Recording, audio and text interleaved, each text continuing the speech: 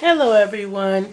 It's been a while since I've posted, but I had to put together a thank you card, so I figured, hey, let me film at the same time, and then I can kind of do two things at once. Post a card and get a thank you done. So I guess the subject of this video is how to use pieces of a stamp. And I've talked about this before, but today I'm going to use a large background stamp. And a lot of you may not have ever tried them. They are great to have, not only because they create really beautiful backgrounds, but because you can use pieces of them in your card designs. So today what I'm going to create is I'm going to create a thank you card with a butterfly, and that butterfly is going to have a beautiful flourish behind him. So I'm going to use a piece of this background stamp in order to create that flourish. So I've chosen to use just this section of the stamp, and what I'm going to do is I'm going to put it on a card background in such a way that the point is at the top. So let's first get this area done. So I'm going to flip it over, and I'm going to use markers because it's easiest. I could use ink pads, especially the spots, but I want some precision here, so I'm going to use markers. I'm going to use first a dark blue, which is Island Indigo, which is one of our new colors, and I'm going to outline the area that I'm going to use on the card first so that you can see my boundary. I also recommend you do this because it helps you as a card designer to kind of keep in mind where your boundaries are for what you're doing. Leaf right here, but I don't want this little one down here. So I'm just going to color so that I'm getting just the boundary, the outside border of what I want. I think you can see that.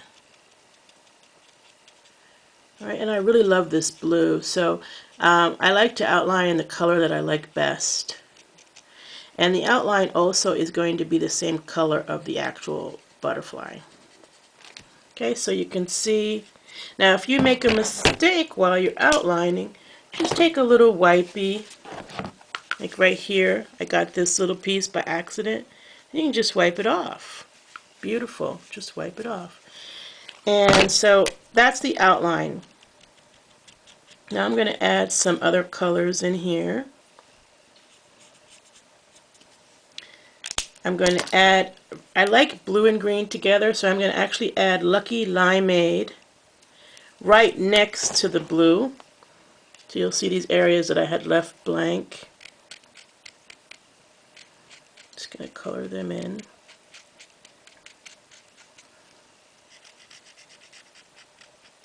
And the markers, it's okay if they, touch each other. That's okay.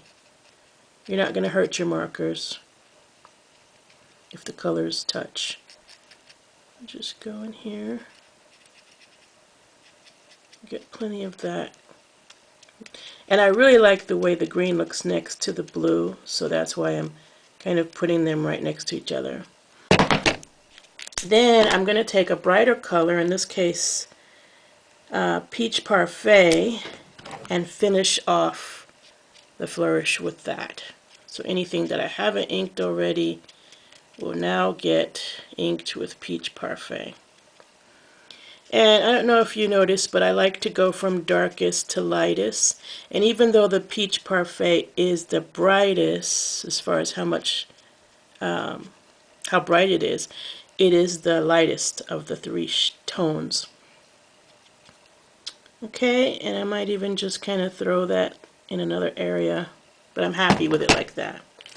So now I'm going to spritz it with a little bit of, I'm actually using Glimmer Mist today, but you could definitely use Shimmer paint.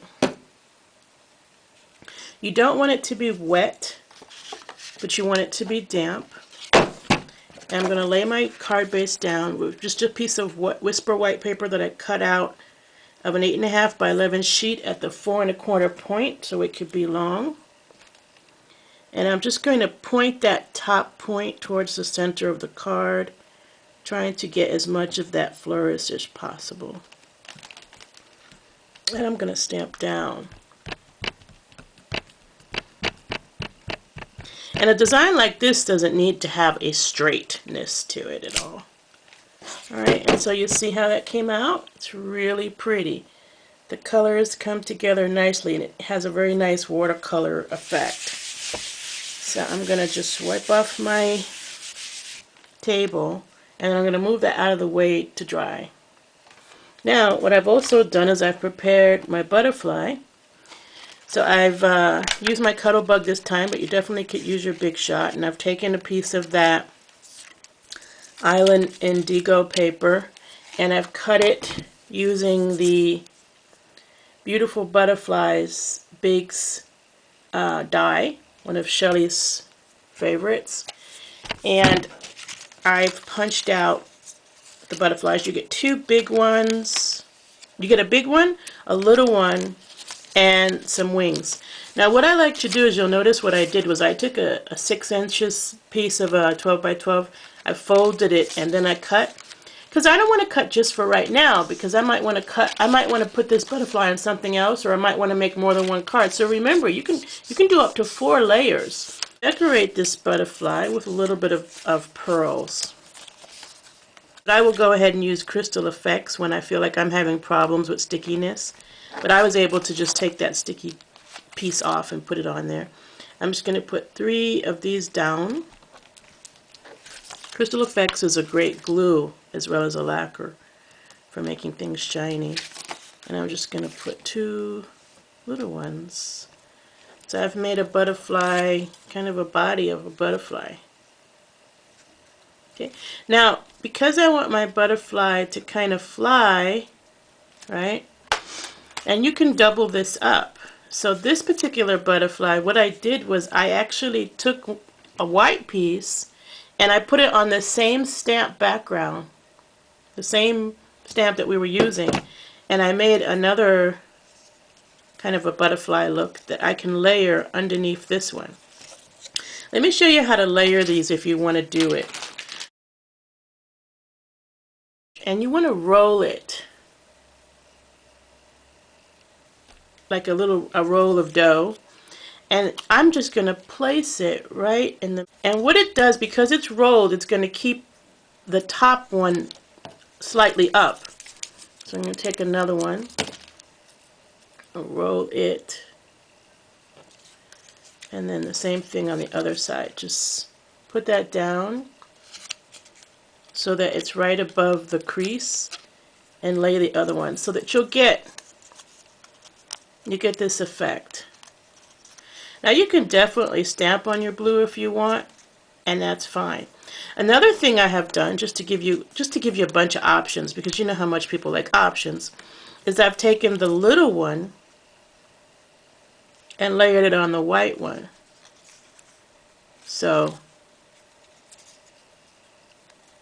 you get that effect, which I like just as much. But today I'm actually going to keep the big one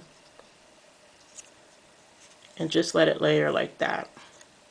Okay, now my card has had time to dry while I was playing around with that.